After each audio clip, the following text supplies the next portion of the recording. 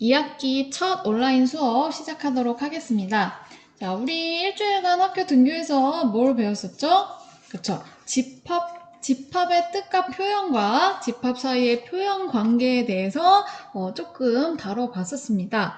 아무래도 이 집합 단어는 새로 배우는 단어인 만큼 새로운 용어, 여러분들이 처음 듣는 용어가 많이 등장한다고 했어요.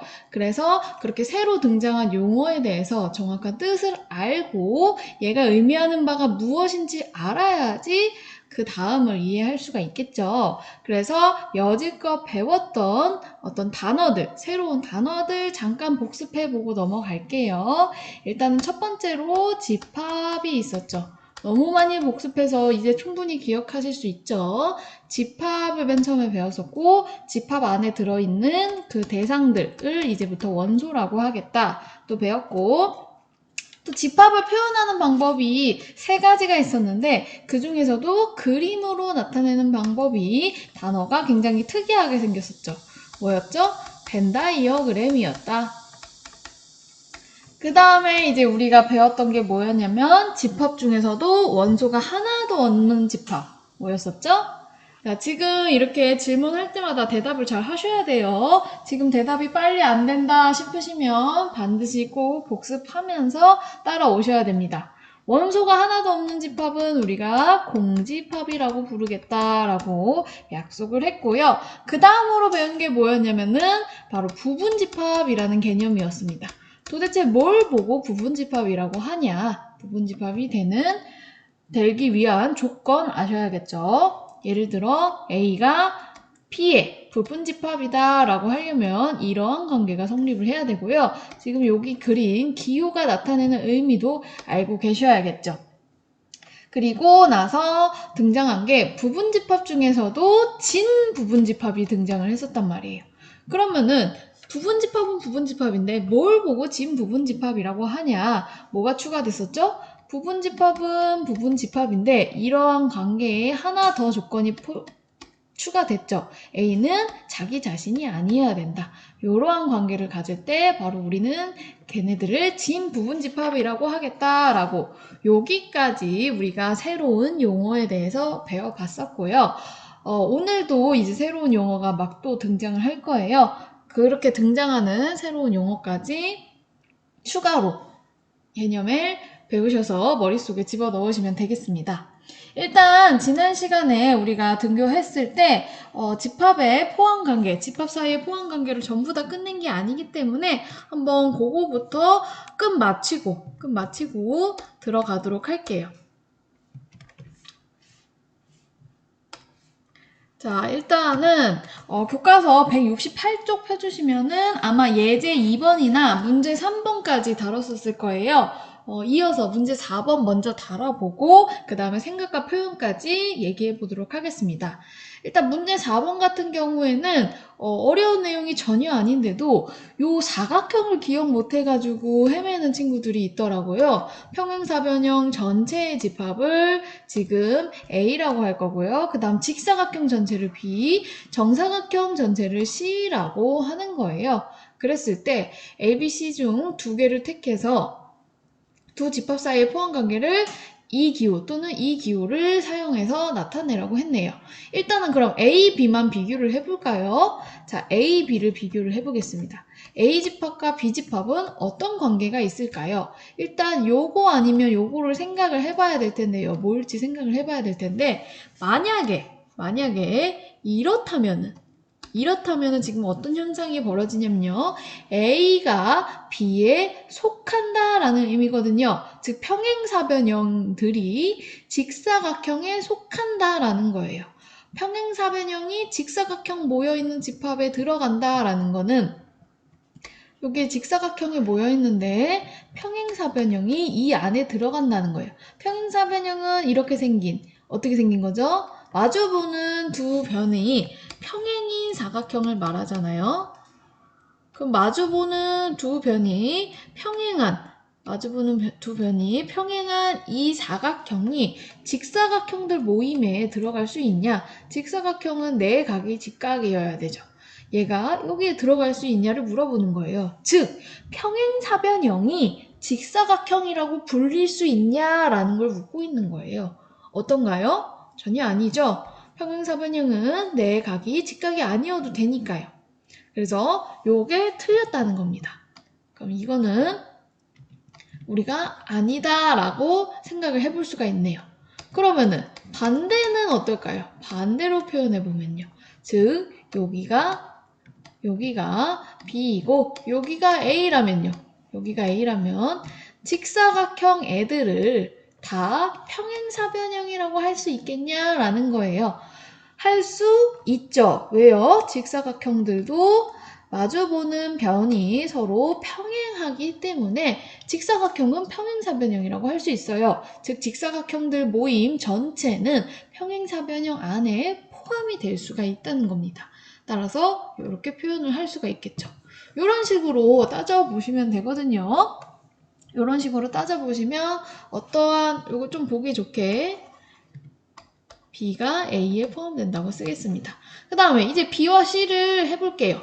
우리가 직사각형을 보고 정사각형이라 할 수 없지만 반대로 정사각형을 보고는 얘는 직사각형이야 라고 말을 할 수가 있단 말이에요. 그 말은 무엇이냐? 정사각형은 직사각형에 포함된다고 할 수 있고요. 반대로 직사각형은 정사각형에는 포함된다고 할 수가 없겠네요. 그 다음에 AC도 비교해 볼까요? AC. 자, 우리가 정사각형은 평행사변형이라고 할 수 있죠. 왜냐면 마주보는 대각이 서로 평행하기 때문에. 반대로 평행사변형을 보고 정사각형이라고 할 수가 있나요? 평행사변형이 정사각형이 되려면 일단 직각부터 틀렸고요. 네 변의 길이가 똑같아야 되는데 아닐 수가 있잖아요. 즉 어떻게 되냐? 우리는 정사각형이 평행사변형이 된다고 할 수 있지만 평행사변형이 정사각형에 속한다고는 할 수 없다. 요렇게 찾아주시면 되겠습니다. 그럼 위에서 우리가 두 집합씩 뽑아서 생각해본, 비교해본 이 관계를 통해 벤 다이어그램으로 한번 ABC 사이의 포함 관계를 나타내 보라고 했습니다. 자, 그러면은 벤 다이어그램은 포함 관계를 나타내는 것이기 때문에 포함된다라는 기호를 사용한 얘네들을 가지고 벤 다이어그램을 사용해 봐야겠습니다.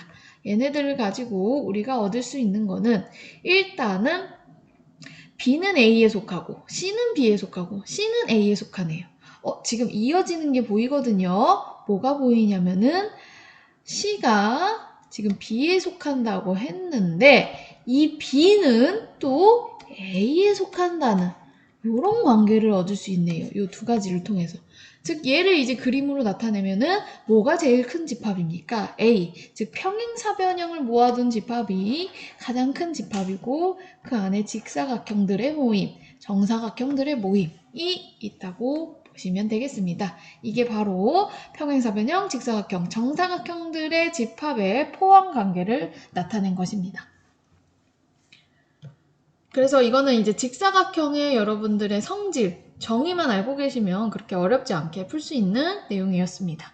이어서 생각과 표현 문제를 풀어볼 건데요. 생각과 표현 문제 풀기에 앞서서 우리 등교할 때 썼던 바로 문제 4번 앞에 있던 두 문제, 예제 2번과 문제 3번 잠깐 상기시켜보는 시간 갖겠습니다. 예제 2번에서는 원소 개수가 2개인 부분집합과 진부분집합을 구해보라고 했고요. 문제 3번에서는 원소의 개수가 총 몇 개? 3개인 부분집합과 진부분집합을 구해보라고 했어요. 근데 진부분집합은 어차피 부분집합에서 자기 자신, 즉 한 가지의 집합만 빼면 되기 때문에 얘는 뭐 자동적으로 부분집합만 구하면 자동 해결되는 것이었습니다. 그럼 부분집합에 조금 더 집중을 해볼까요? 우리가 구했던 거 보시면 알겠지만 원소의 개수가 2개일 때 부분집합은 총 4개가 나왔었어요. 원소의 개수가 3개일 때 부분집합은 총 8개가 나왔습니다.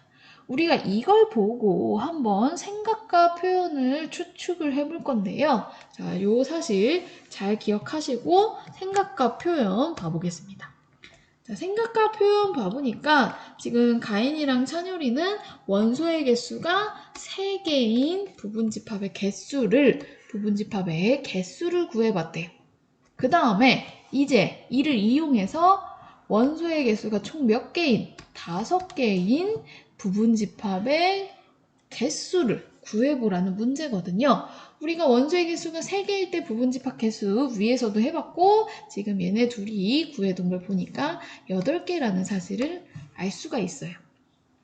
자, 생각해보세요, 여러분. 원소의 개수가 2개일 때 부분집합의 개수는 몇 개였냐면 4개였어요. 원소의 개수가 3개일 때는 부분집합의 개수가 8개였습니다. 그러면 원소의 개수가 과연 5개일 때는 도대체 부분집합의 개수가 몇 개일까를 추측해보는 거예요.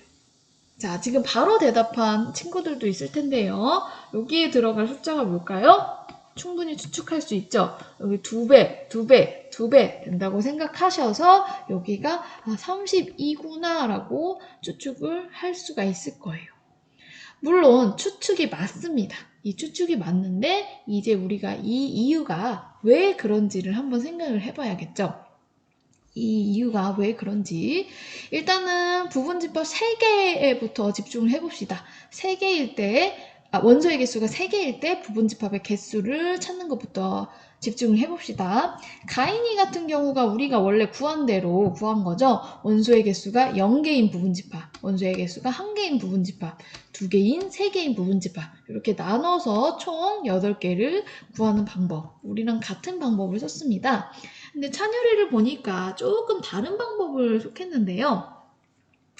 어떤 방법을 택했냐면 어쨌든 원소 3개 1, 2, 3이 있고 이 1이 들어가고 말고를 OX, 2가 들어가고 말고를 OX 이렇게 표시했대요. 그래서 1도 들어가고 2도 들어가고 3도 들어가면 이렇게 부분집합이 생기는 거고 1 안 들어가고 2 안 들어가고 3만 들어가면 이런 부분집합.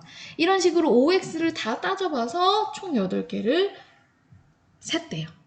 여기서 눈여겨볼 수 있는 사실이 우리가 부분집합 안에 넣을 원소를 정할 때 1이 들어가고 마냐, 2가 들어가고 마냐, 3이 들어가고 마냐 요것만 따지면 된다는 거예요. 그럼 1이 들어가고 말고는 1이 선택할 수 있는 경우는 총 2가지가 있고 2가 선택할 수 있는 경우도 이 부분집합 안에 들어갈지 말지 2가지, 3도 마찬가지로 2가지예요. 근데 1, 2, 3이 우리는 동시에 일어나야 된단 말이에요. 따로따로 떨어져 있는 사건이 아니란 말이에요. 갑자기 사건 얘기를 하고 있습니다. 중학교 2학년 때 배웠던 경우의 수 세는 방법이었거든요. 1이 가지고 있는 경우의 수 2가지, 2, 3도 마찬가지로 2가지씩 경우의 수를 가지고 있고 우리는 얘네들이 동시에 일어나야 되기 때문에 동시에 일어나는 경우의 수는 각각의 사건의 경우의 수를 곱해줬었습니다. 즉 8이 나온 이유는 각각의 원소가 택할 수 있는 경우의 수 2를 3번 곱했기 때문이거든요. 여기 나오는 3은 어디서 등장했다? 바로 원소의 개수. 원소의 개수마다 각각 경우의 수가 2개씩 있고 동시에 일어날 사건이기 때문에 곱해줬다라고 생각을 하시면 되겠습니다. 그러면은 4가 나왔던 이유는 2의 제곱이기 때문이고 32가 나올 수밖에 없는 이유는 2의 5제곱이기 때문입니다. 자, 여기 올라가는 5가 왜 때문이다? 원소의 개수가 5개이기 때문이다. 아까 2의 제곱도 원소의 개수가 2개였기 때문이다. 요 방법이 지금 이해가 조금 가실까요? 요 방법? 아마 요 방법 조금 더 깔끔하게 일반적으로 한번 정리를 해볼게요. 우리가 생각과 표현을 통해서 얻을 수 있는 사실이 뭐냐면요. 원소의 개수와 그리고 부분집합의 개수가 굉장히 관련이 있다라는 사실을 알아냈어요. 예를 들어서 어떤 집합의 원소의 개수가 일반적으로 가볼게요. n개라면 이제부터 부분집합의 개수는 정확히 몇이 된다? 2의 n제곱계가 된다. 요렇게 이해를 하시면 된다고요. 그 이유는 뭐다? 각각의 원소가 택할 수 있는 경우의 수가 2이고 동시에 일어날 사건이기 때문에 다 곱해준다. 요렇게 이해를 하시면 되겠습니다. 그럼 부분집합도 했으니까 진부분집합의 개수까지 바로 해볼까요? 부분집합과 진부분집합의 차이가 자기 자신 집합 하나 빼주는 거기 때문에 전체 부분집합의 개수에서 한 개만 빼주면은 진부분집합의 개수가 되겠죠. 생각과 표현해서 말하고자 하는 내용이 바로 이 내용이니까 여러분들 정리 어디다가 써두시면 생각과 표현 위에다가 써두시면 좋겠죠. 자, 그래서 이 지금까지 해서 소단원 2단원을 우리가 마쳤고요. 오늘의 이제 주요 내용이라고 볼 수 있는 세 번째 소단원 집합의 연산 들어가도록 하겠습니다. 자, 소단원 3단원 제목을 보시면 아시겠지만 집합의 연산에 대해서 배울 거고요. 우리 학습목표 자체도 집합의 연산을 할 수 있다라고 돼 있죠. 자, 연산. 우리가 연산이라 하면 도대체 언제 배웠었냐면 수의 연산을 배웠었어요. 수의 연산. 우리가 여지껏 배웠던 건 수의 연산만 배웠었는데 이제 집합을 어떻게 보면 숫자랑 비슷한 개념으로 보고 새로운 수처럼 새로운 집합이라는 개념을 배우고 이 집합을 가지고 연산을 하는 방법을 배워본다는 거예요. 우리가 근데 수의 연산에서 수의 연산으로 다뤘던 건 뭐죠? 대표적인 게 4층 연산 4가지잖아요. 덧셈, 뺄셈, 곱셈, 나눗셈. 하지만 집합의 연산에서도 수의 연산에서 사용했던 걸 똑같이 쓰진 않습니다. 그러니까 우리가 너무 흔하게 썼던 이 4층 연산을 집합에서 그대로 쓰진 않는다는 거예요. 이 얘기는 무슨 얘기냐면 집합에서 사용하는 연산이 뭔진 모르겠지만 그걸 또 배워야 되고 즉 새로운 용어, 새로운 연산을 배워야 하고 그걸 이용해서 집합을 가지고 막 더하고 빼고처럼 이런 역할처럼 새로운 기호를 통해 이 기호들이 갖고 있는 의미를 알고 이 연산을 직접 수행을 할 수가 있어야 된다는 거예요. 그래서 오늘 집합의 연산이 여러 가지가 있지만 그 중에서 2가지를 한번 배워볼 거고요. 그걸 통해서 직접 구체적인 예시를 가지고 집합을 직접 연산을 해보는 연습까지 해보도록 하겠습니다. 자, 첫 번째 연산부터 배워볼 건데요. 바로 일단 이름부터 알려주고 그 다음에 천천히 무슨 뜻인지 파악해 보겠습니다. 자, 일단 첫 번째 연산의 이름은 무엇이냐? 첫 번째 연산의 이름은 바로 합집합이라는 거예요. 그럼 합집합이라는 게 도대체 어떤 연산을 말하는 건지 그 뜻부터 알아봐야겠죠. 합집합은 뭘 말하냐면요. 집합 A랑 A에 속하거나 집합 B에 속하는 모든 원소로 이루어진 집합을 말하는 거예요. 자, 아직 안 와닿으시죠? 집합 A에 속하거나 집합 B에 속하는 원소들로 이루어진 집합이다. 자, 이 말이 무슨 말일까? 집합 A에 속하거나 집합 B에 속한다. 벤 다이어그램으로 보겠습니다. 훨씬 이해가 잘 갈 거거든요. 집합 A에 속하거나 집합 A에 속하려면 이 부분도 되고 이 부분도 되죠. 혹은 집합 B에 속하거나 이 부분도 되고 이 부분도 되고 어쨌든 A에 속하거나 B에 속하는 모든 원소로 이루어진 집합이라고 했기 때문에 이 전체, 빗근근 전체 부분을 말하는 거겠네요. 즉, 이 전체 부분을 이제 합집합이라 할 거고 기호를 이렇게 사용할 건데요. 이 합집합의 이 합이 서로 합친다라고 생각을 하시면 되겠습니다. 그렇게 하면은 별로 어렵지 않죠. 집합 2개를 합친다라고 생각을 하시면 되겠습니다. 약간 숫자에서 덧셈이랑 비슷한 느낌 합친다라고 생각을 하시면 되겠고요. 기호는 이렇게 U처럼 생긴 U는 아니지만 우리가 요거 썼었잖아요. 요거를 이렇게 90도 돌려놓은 그 모양이라고 생각을 하시면 되겠습니다. 그래서 합집합이라는 연산의 뜻은 알아냈고요. 요거를 이제 또 우리는 수학에서는 기호로 표현하는 거 좋아하잖아요. 벤 다이어그램도 봤으니까 이제는 조건제시법으로는 도대체 어떻게 쓰면 되나를 볼게요. 조건제시법으로는 A 합집합 B라는 건 무슨 뜻이냐? X라는 원소들을 모아둘 건데 X라는 원소들은 뭐냐면 A에 속하거나 또는 여기서 중요한 게 바로 또는입니다. 또는 X라는 원소는 B에 속하거나 이 또는의 의미가 여기에 속하거나 여기에 속하거나 하거나랑 비슷한 느낌이거든요.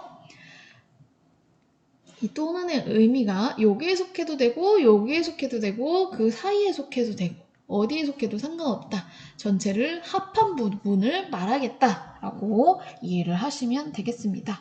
또는 혹은 이거나 이렇게 쓰셔도 상관없어요. X가 A의 원소이거나 X가 B의 원소이거나 같은 표현입니다. 자, 이어서 두 번째 연산 보겠습니다. 자, 두 번째 연산이거든요. 두 번째 연산 일단 이름부터 보겠습니다. 교집합이고요. 교집합의 뜻, 집합 A에도 속하고 집합 B에도 속하는 모든 원소들로 이루어진 집합. A에도 속하고 B에도 속한다 라는 말 듣자마자 벤 다이어그램에서 어딜 나타내는지 아시겠죠? A에도 속하고 B에도 속해야 돼요. 동시에 속해야 되는 거기 때문에 바로 이 겹쳐진 부분에 해당하는 원소들이 교집합이구나. 자, 교집합은 기호로 어떻게 나타내냐? 합집합의 기호를 거꾸로 뒤집어 놓은 모양이라고 생각하시면 되겠습니다. 그리고 교집합은 이제 조건제시법으로 나타내면은 대표 원소 X들을 모아놓은 것인데 A에 속하고 그리고가 여기서 중요해지겠죠. A에 속하고 B에도 속하는 집합이다. 이고라고 생각해도 상관없습니다. A에 속하고 B에도 속하는 집합이다.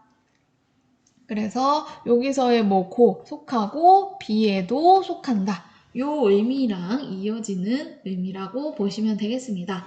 다시 한번 합집합과 교집합 비교해 볼게요. 오늘 배울 연산 두 가지 얘가 다입니다. 합집합과 교집합. 합집합은 뭐다? 두 집합을 서로 합친다라고 생각하시면 돼요.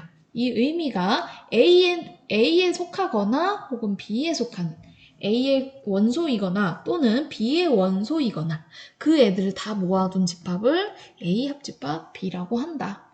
그 다음에 교집합 연산은 어떻게 하는 거라고요? 교집합은 두 집합의 겹쳐진 부분, 공통 부분이다 라고 생각하시면 된다고요. 얘를 이제 조건제시법으로 썼을 때는 A에 속하고 그리고 B에도 속한다. 즉 A의 원소이고 그리고 B의 원소이다. 이렇게 여기서 있는 이 교의 의미가 뭐겠어요? 교의 의미가 우리가 교점할 때도 했었잖아요. 교점할 때 공통 부분이라고 생각을 하시면 되겠습니다. 서로 겹쳐지는 부분, 서로 만나는 부분이라고 생각을 하시면 되겠습니다. 자, 그래서 오늘 연산 요 두 가지가 가장 핵심 부분이고요. 바로 이제 문제로 연습을 해볼 건데요. 한 가지 용어만 더 배우고 넘어가도록 하겠습니다. 이 합집합과 교집합을 이해하셨다면 이해할 수 있는 용어거든요. 한 가지 새로운 용어만 하고 넘어갈게요. 바로 서로소라는 용어거든요. 서로소. 이것도 이제 새로 등장하는 용어이거든요. 새로 등장했으니까 뜻을 알아봐야겠죠. 우리가 서로소를 이제부터 뭘 서로소라고 부를 거냐? 집합 두 개, A, B에 공통인 원소가 하나도 없을 때 바로 그 집합 A와 B는 서로소다라고 부를 거예요. 공통인 원소가 하나도 없다. 공통을 보자마자 뭘 떠올려야 돼요? 교집합을 떠올려야 돼요. 공통인 원소가 하나도 없다라는 거를 교집합을 떠올리셨으면 수학적으로 기호를 사용해서 훨씬 간단히 쓸 수 있죠. 어떻게 해요?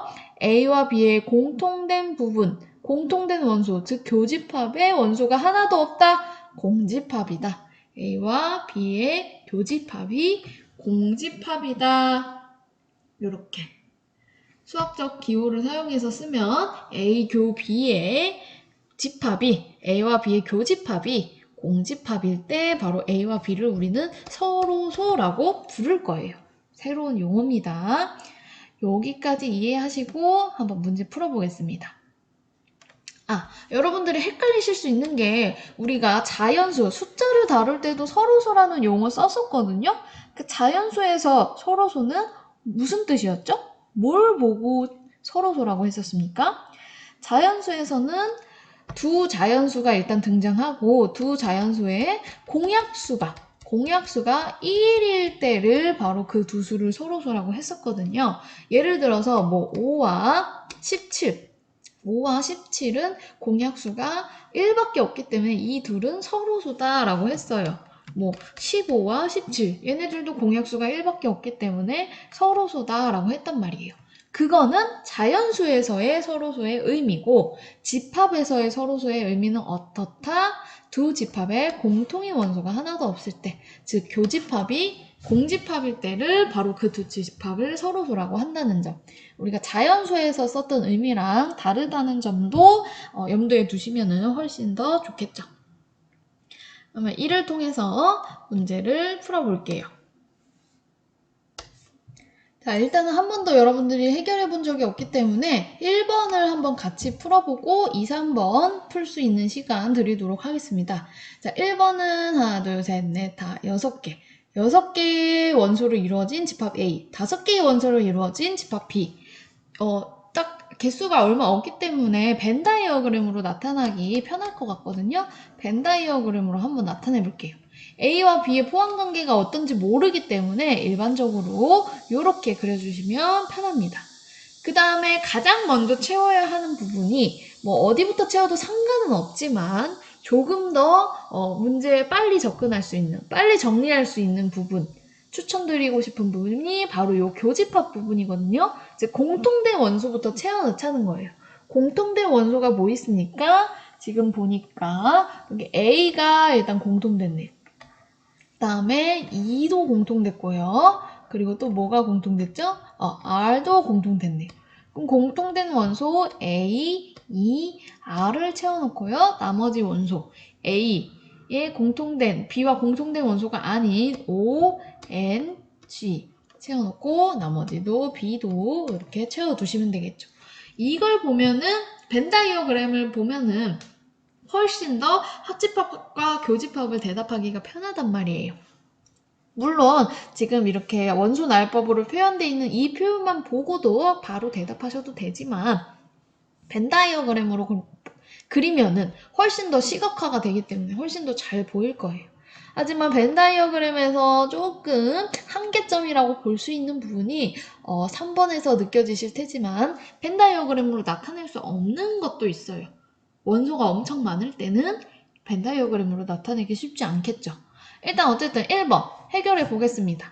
벤 다이어그램 보시고 A 합집합 B에 해당하는 원소들은 뭐겠어요? 얘도 합집합, 집합이기 때문에 항상 집합 중괄호 기호 써주시고요. 안에 원소 채워 넣으셔야겠습니다.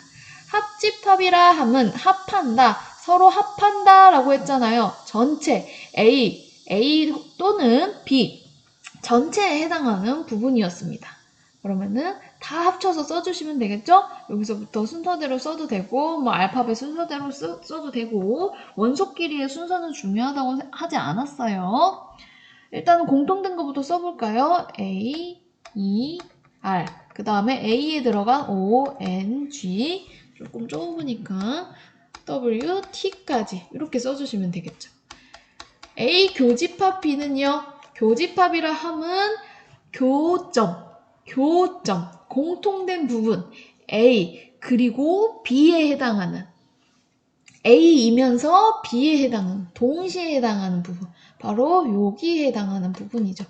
그러면은 A, E, R 이렇게 채워주시면 되겠습니다. 그럼 잠깐 영상 멈추시고 여러분들이 2번, 3번 해결해 보신 다음에 다시 한번 재생해 주세요. 자, 2번 같은 경우에는 여기 안에 원소를 구하기 위해서 조금 계산이 필요하네요. 그쵸? 2차 방정식입니다. 인수분해 하시면은 x는 마이너스 2 또는 2가 되겠네요. 즉 A 집합은 마이너스 2랑 2가 되겠습니다. 자, 한번 이번에는 벤 다이어그램 안 그리고 원소가 워낙 개수가 적기 때문에 바로 해결을 해볼까요? 일단은 아까 말했듯이 교집합부터 채워넣는 게 좋듯이 교집합부터 생각해주는 게 좋은데요. A 교집합 B, 즉 공통된 부분을 찾아보자 했더니 딱 봐도 공통된 부분이 없네요. 그러면은 교집합의 원소가 아무것도 없는 겁니다. 아무것도 없는 집합. 무슨 집합? 공집합이라고요. 그래서 교집합은 공집합이 나온다. 이렇게 해주시면 되겠고, 교집합이 공집합이기 때문에 공통된 부분이 아무것도 없기 때문에 합집합은 그냥 A와 B의 원소를 다 합해서 그대로 다 합해서 써주시면 되겠습니다. 마이너스 2, 마이너스 1, 0, 1, 2. 자, 유의하셔야 될 게 아까처럼 교집합이 있을 때 그냥 얘네를 그대로 합치시면 A가 2번 들어갈 거예요. A가 2번 들어갈 거예요.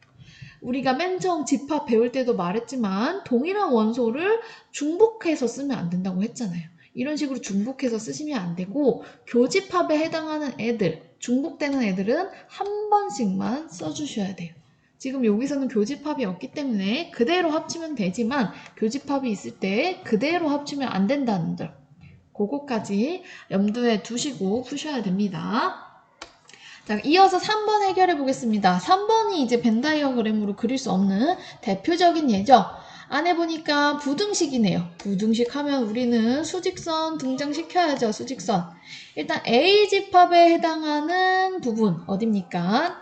1부터 9까지인데 하나는 등호가 있고 하나는 등호가 없잖아요. 이거 잘 표시해야죠.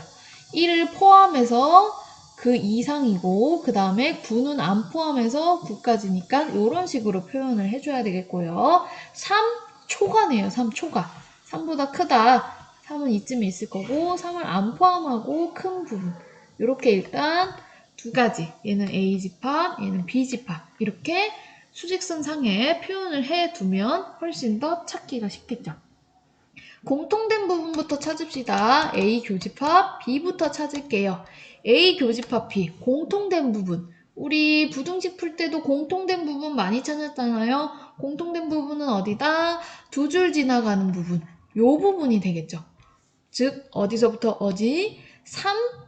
3보다 크고 9보다는 작은 이 부분이 바로 교집합에 해당하는 원소들이겠네요. 그럼 그걸 어떻게 표현하면 되겠습니까? 교집합도 집합이기 때문에 일단 중괄호 열어주시고 조건제시법으로 표시하는 게 좋겠네요. 왜요? 원소 나열법으로 하기엔 원소가 너무 많단 말이에요.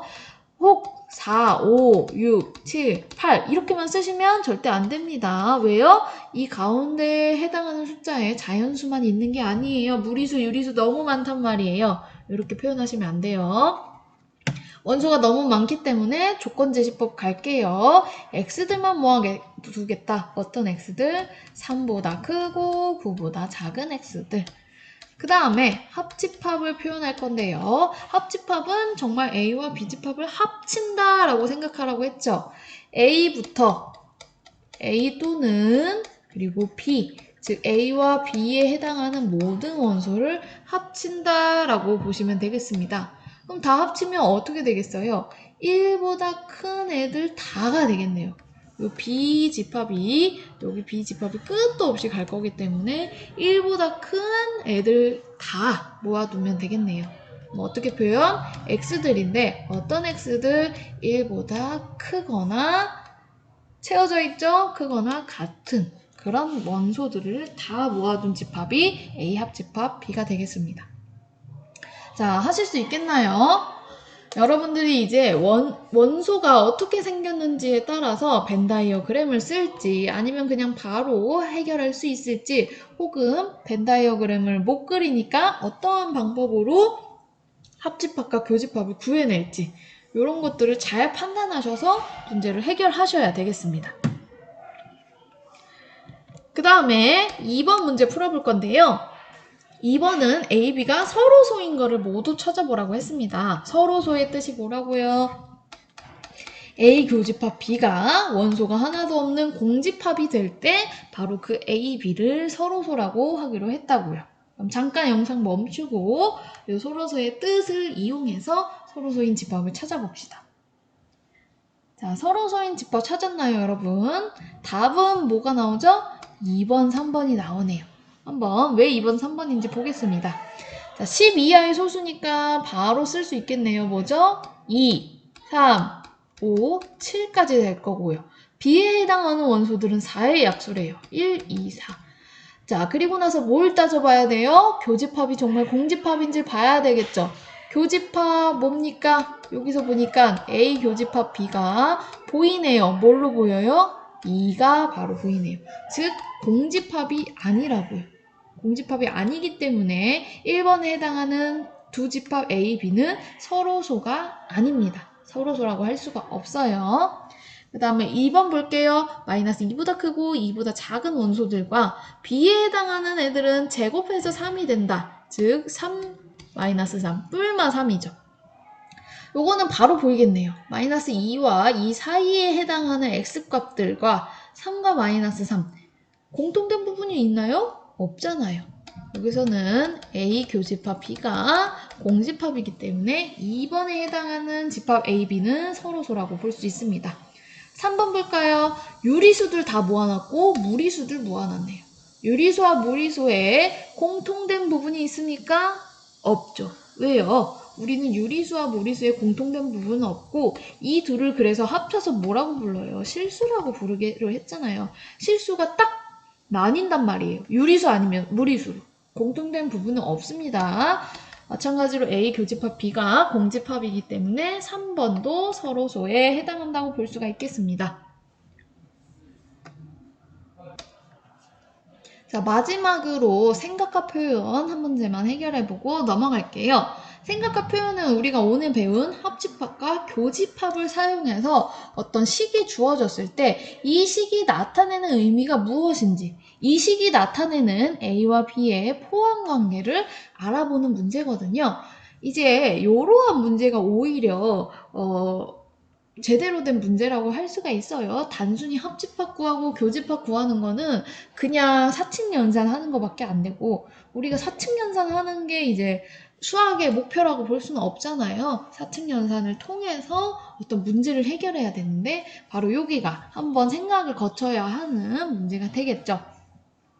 바로 요 식을 가지고 A, B의 포함관계를 파악을 해보자는 거예요. 자, 그래서 일단 학생들이 푸는 방법을 볼까요? 벤 다이어그램을 그려서 생각해 볼까? 벤 다이어그램, 일단 포함관계를 모르니까 이렇게 일반적으로 공통된 부분도 있고 안 겹치는 부분도 있게 일반적으로 일단 이렇게 그리고 생각을 해야 되겠죠. 그리고 나서 합집합한 게 B라고 했으니까 합집합한 게 B라고 하려면 합집합은 원래 A랑 B를 전체 다 칠해야 되잖아요. A 또는 B이기 때문에 A와 B에 해당하는 모든 집합을 색칠해야 되는데 그게 B집합이랑 똑같대요. 그러려면 색칠한 부분이 공집합이어야겠네 라고 생각을 했대요. A 합집합 B가 B랑 똑같으려면 이 부분이 공집합이어야겠네 라고 생각을 한 거예요. 매우 잘 생각했죠. 이 부분이 공집합이 된다는 거는 A가 어떤 집합이냐면 요만큼만 A라는 거예요. 요만큼만 A구나. 즉 얘를 조금 더 이쁘게 그리면은 B 집합 안에 A가 온전히 포함이 되는구나. 따라서 A와 B의 포함관계는 어떻게 된다? 이렇게 되는구나 라는 1번에 해당하는 답을 바로 할 수가 있겠네요. 그러면은 비슷한 방법으로 한번 이것도 파악해 볼까요? 이번엔 교집합을 이용했네요. A 교집합 B가 B 집합이랑 똑같을 때 A, B 사이는 어떤 포함관계를 갖겠어요? 한번 영상 멈추고 여러분들이 생각해 본 다음에 대답해 주세요. 자, 생각해 보셨나요? 지금 위에 학생처럼 똑같이 한번 생각을 해볼게요. 일단 A, B 관계를 모르기 때문에 가장 일반적인 A와 B의 공통된 부분이 있는 이런 벤 다이어그램을 일단 그려두고 A 교집합 B라 함은 A와 B의 겹쳐진 부분이에요. A와 B가 겹쳐진 부분이라고요. 근데 이 부분이 B가 되고 싶대요. 그 말은 무슨 말이냐면 이 부분도 B인데 얘가 없어져 버려야지 교집합이 없어져 버려야지 교집합이 될 수가 있겠죠. 즉 여기 노란색으로 빗금친 부분이 공집합이 되어야 한다고요. 그럼 노란색으로 빗금친 부분이 공집합이 되면 B집합은 도대체 어디 있는 거냐? 이게 B가 되겠죠. 아까 A 교집합 B가 B라면서요. 이 부분이 B가 된다고요. 이 부분. 그러면은 다시 생각해보면 A 집합 안에 B가 들어있는 거라고 볼 수가 있겠고요. 포함관계는 B가 A의 부분 집합이 되는, B가 A에 완전히 포함되는 이러한 포함관계를 나타내겠네요. 그래서 생각과 표현에서 마지막으로 합집합과 교집합으로 이루어진 식을 통해서 두 집합 사이의 포함관계를 알아보는 것까지 다뤄봤습니다. 자, 오늘 배운 내용 중에 이제 가장 중요하다고 볼 수 있는 게 여러분 합집합과 교집합입니다. 합집합과 교집합. 마지막으로 정리하고 끝낼게요. 합집합과 교집합이고요. A 합집합 B는 뭐다? 어떤 원소들을 모아놨다고요? A에도 속하고 또는 A에 속하거나 이거나 이렇게 써도 되고 A에 속하거나 B에 속하는 원소들을 다 모아둔 집합이다. 쉽게 말해서 A와 B를 그냥 합치면 된다라는 거예요. A 교집합 B는 기호를 이렇게 쓰고 어떤 원소들을 모아두죠? A에도 속하고 이고 그리고 B에도 속하는 동시에 속하는 원소들을 모아둔 집합이다. 이렇게 정리를 하시면 되겠습니다. 자, 오늘 두 가지 연산을 배워봤고요. 다음 시간에는 이제 직접 합집합의 원소를 어떻게 구하는지 그리고 이러한 연산이 갖는 법칙들에 대해서 배워보도록 하겠습니다.